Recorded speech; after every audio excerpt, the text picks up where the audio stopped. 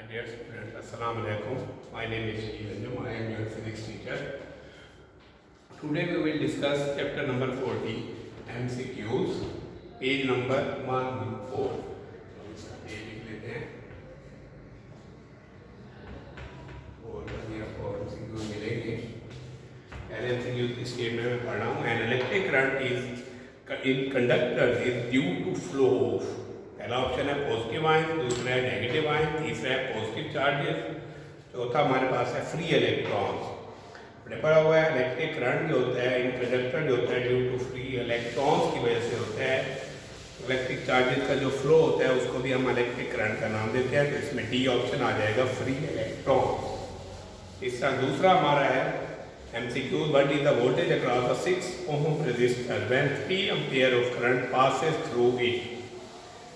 अब इसमें A option है 2 वोल्ट, बी है 9 वोल्ट, सी ऑप्शन है 18 वोल्ट और डी ऑप्शन है 36 वोल्ट. यहाँ पर हम ओम लॉ का फार्मूला अप्लाई करते हैं. ओम लॉ में पढ़ा हुआ है V इक्वल टू क्या होता है आई आर. आई की वैल्यू हमें गिवन है 3 एम्पेयर, जबकि आर की वैल्यू हमें गिवन है 6 ओम. 6 मल्टीप्लाई से यहाँ पर वैल्यू पुट करेंगे 18 वोल्ट आ जाएगा. वो हमारे दूसरे का सी ऑप्शन आ जाएगा. पहले का डी ऑप्शन, दूसरे का सी ऑप्शन.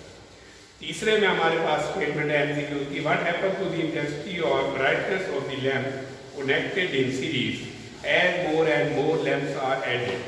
हम लोगों ने सीरीज कम्बिनेशन का टॉपिक पढ़ा था जिसमें हम लोगों ने देखा था करंट का एक ही पाथ होता है. तो करंट का जो पाथ होता है सेम होने की वजह से करंट जो होगा वो सेम होगा, एक ही पाथ है, जबकि वोल्टेज जो होता है उसमें डिवाइड होगा. तो जब आप लोग सीरीज कम्बिनेशन में कुछ लैंप अटैच करेंगे तो उनकी ब्राइटनेस जो होगी वो कम होती जाएगी. तो इसका बी ऑप्शन आ जाएगा डिक्रीजेस. फोर्थ ऑप्शन जो है why should household appliances be connected in parallel with the voltage source. अब इसमें ए ऑप्शन में क्या है increase the resistance of the circuit, B option है to decrease the resistance circuit, C option है to provide each appliances the same voltage as the power source, D option है to provide each appliance the same current. हम लोगों ने देखा था parallel combination के अंदर जो वोल्टेज है वो सेम होता है और घरों के अंदर जो वायरिंग की जाती है वो भी पैरेलल कम्बिनेशन की जाती है. उसकी वजह क्या है, अगर एक चीज़ टर्न ऑफ हो जाए, खराब हो जाए तो बाकी चीज़ें जलने से बच सकें. तो हमारा सी ऑप्शन इस चीज़ को ओबे करते हैं. To provide each appliance the same voltage as the power source. It mean C option जो है हमारा 4 का वो करेक्ट होगा. इस 5 की जो स्टेटमेंट है वो है electric potential and EMF. Electric potential और EMF को क्या है हमारे पास. ए ऑप्शन है आर द सेम टर्म्स है, बी है आर द डिफरेंट टर्म्स है, सी है डिफरेंट यूनिट्स है, डी है बोथ बी एंड सी. तो इलेक्ट्रिक पोटेंशियल और EMF जो है वो डिफरेंट टर्म्स हैं. तो इसका बी ऑप्शन जो है 5वें का वो हमारे पास करेक्ट ऑप्शन होगा. 5वें का बी ऑप्शन. इसी तरह छठे के अंदर छठा जो MCQ है when we double the voltage in a simple electric circuit we double the. छठे का ए ऑप्शन है करंट, बी है पावर, सी है रेजिस्टेंस, डी ऑप्शन है बोथ ए एंड बी. तो छठे में भी by Ohm law V is equal to I R होता है. जब हमारे पास वोल्टेज डबल करेंगे तो करंट भी डबल हो जाएगा. तो छठे का ए ऑप्शन जो है इस चीज को ओबे करता है बाई ओम लॉ. तो बाई ओम लॉ के मुताबिक इसका ए ऑप्शन. 7 जो हमारे पास स्टेटमेंट है if we double both the current and the voltage in a circuit while keeping the resistance constant then power will be. Power का हमने फार्मूला इस चैप्टर में पढ़ा हुआ है, वो होता है P is equal to IV. यहाँ पर इस स्टेटमेंट में उसने बताया करंट भी डबल हो जाएगा, वोल्टेज भी डबल होगा. करंट आ जाएगा 2I, वोल्टेज आ जाएगा 2V. इस पे वैल्यू पुट करेंगे 2 to the 4VI आ जाएगा. अब यहाँ पर P जो है वो IV के इक्वल है, तो VI की वैल्यू हम लोग सेलेक्ट करते हैं P डैश. इसका मतलब है ये हमारे पास 4 टाइम्स हो जाएगा क्योंकि हमने देखा ए ऑप्शन था रिमेन्स अनचेंज, बी ऑप्शन है हाफ, सी ऑप्शन जो है वो है डबल, डी ऑप्शन जो है क्वार्टल. क्वार्टल का मतलब होता है 4 टाइम. तो हमारा जो MCQ हमने सॉल्व किया, जो आंसर है मैथमेटिकली वो आ गया 4 टाइम. तो 7 का डी ऑप्शन जो है वो इस चीज को ओबे करेगा, वो करेक्ट होगा. इसके बाद 8वां MCQ था what is the power rating to a lamp connected to a 12 volt source when it carries 2.5 ampere current. इसमें ए ऑप्शन जो है 4.8 वोल्ट वाट दिया हुआ है, बी ऑप्शन 14.5 वाट है, सी ऑप्शन है 30 वाट, डी है 60 वाट. अब हमें वो इस एमसीक्यू में पावर रेटिंग पूछ रहा है। अभी हमने फार्मूला किया था P इक्वल आई वी, तो यहाँ पर भी कोई फार्मूला यूज होगा P इक्वल टू वी आई, क्योंकि वोल्टेज और करंट की वैल्यू हमें गिवन है। वोल्टेज हमें गिवन है 12 और जबकि करंट की वैल्यू गिवन है 2.5 एम्पीयर। दोनों को मल्टीप्लाई करेंगे 30 वाट, हमारा करेक्ट ऑप्शन आएगा, वो आ जाएगा सी ऑप्शन। 9 ऑप्शन जो है हमारे पास 9 एमसीक्यूज है, 8वें का सी ऑप्शन करेक्ट होगा। 9वें के अंदर the combined resistance of two identical resistance, दोनों एक जैसी रेजिस्टेंस है, connected in series is 8 ohm है। Their combined resistance in a parallel arrangement will be, A option है 2 ओम, बी है 4 ओम, सी है 8 ओम, डी है 12 ओम।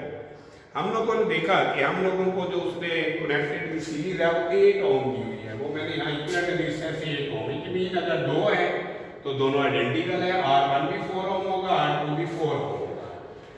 उसके बाद फिर आपसे वो पूछ रहा है पैरेलल कॉम्बिनेशन बताएं इसका। पैरेलल का जो इक्वेशन होती है 1 over R equivalent is equal to 1 over R1 plus 1 over R2, 1 over 4 plus 1 over 4, LCM लेंगे तो 2 ओवर 4, तो इक्विवेलेंट आ जाएगा 2 ओम। इसका मतलब है हमारा 9 का जो ऑप्शन होगा वो हमारे पास ए ऑप्शन आ जाएगा। नेक्स्ट इसके बाद आते हैं रिव्यू क्वेश्चन चैप्टर नंबर 14 के। पहला जो इसका क्वेश्चन है वो हम लोग ये तकरीबन सारे चैप्टर के अंदर डिस्कस कर चुके हैं। मैं इनकी कुछ पेजेस हैं आपको बता देता हूँ ताकि आप लोगों को इनमें ढूंढने में आसानी हो। Define and explain the term electric current, वो आपको मिलेगा पेज 91 और 92 पर। अगर लॉन्ग क्वेश्चन है तो फिर एक्सप्लेनेशन भी पूछेगा, अगर सिर्फ define electric current formula and unit पूछे तो फिर वो शॉर्ट क्वेश्चन हो जाएगा।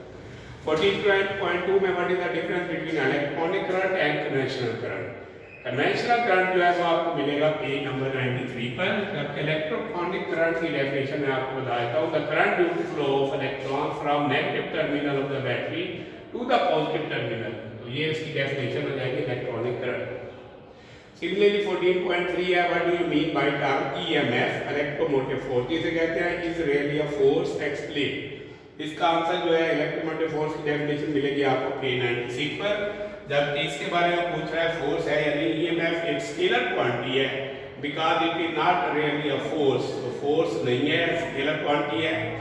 तो वेक्टर क्वांटिटी के लिए तो हमें डायरेक्शन चाहिए होती है, स्केलर के लिए हमें डायरेक्शन की जरूरत नहीं होती। यहाँ पर फोर्स का जो यूनिट है वो होता है न्यूटन, लेकिन ईएमएफ जो है उसको हम मेजर करते हैं वोल्ट में, वोल्ट भी एक स्केलर क्वांटिटी है, तो इसका ये आंसर आएगा। 14.4 जो हमारे पास क्वेश्चन है, how can we differentiate between EMF and potential difference, ये आपको मिलेगा पेज 95 और 96 पर शॉर्ट क्वेश्चन है। 14.5 है explain Ohm law, what are its limitation. Ohm law क्या है हम लोगों ने पेज नंबर 97 पर एक लॉन्ग क्वेश्चन है, इसकी रिलेशन हमने प्रूव की हुई है V equal to IR। Limitations क्या होती हैं, किसी भी कंडक्टर पर लिमिटेशन जो है ओह्म लॉ की ओबे होती है अगर उसका टेम्परेचर और फिजिकल स्टेट ना। Ohm law is applicable in those conductor having physical state mean temperature और physical state does not change, तो ये उसका शॉर्ट क्वेश्चन भी आ सकता है। उसके बाद 14.6 define resistance and it's units, तो ये आपको मिलेगा पेज 98 पर।